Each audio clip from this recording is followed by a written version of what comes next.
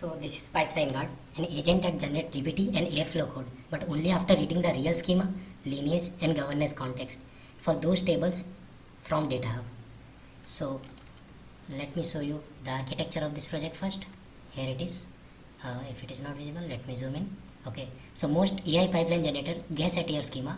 Pipeline Guard doesn't. It queries Data Hub's MCP server first for schemas, tags, glossary terms, ownership, and freshness SLAs, and only then generates code.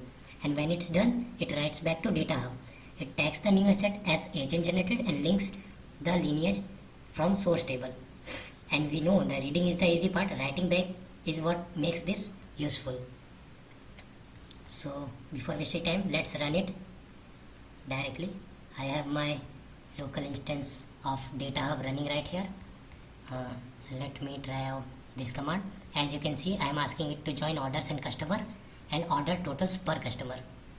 Okay, now as you can see, first it will start pulling real context from Data Hub.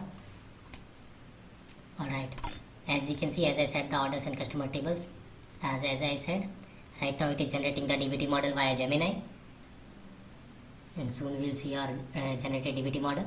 A clean join on customer ID, aggregating order totals, nothing fancy but grounded in the real schema. Alright, it wrote the model to my local space also, and it is writing back it to the Data Hub right now. As we can see in the steps right here, it has wrote it back. And here's the knife. Here's the part that a knife generator wouldn't give you, a PII safety report. It confirms which PII tag column from Data Hub were kept out of the output entirely, things like email, phone address, name, and it flags customer ID separately because that one is present but only as a join key, and it explicitly asks for human confirmation that it's not being exposed as an output column. This is our generated DBT model, and here's our PII safety report. Alright, now let's confirm whether the write back was successful or not.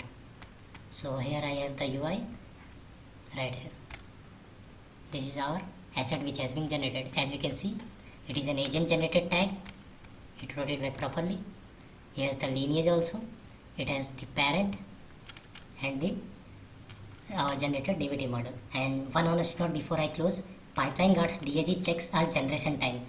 Policy gates against Data Hub data, not live warehouse checks. I don't have a warehouse credentials in this environment yet, and I would rather say that plainly let a 2-minute demo imply more than it does.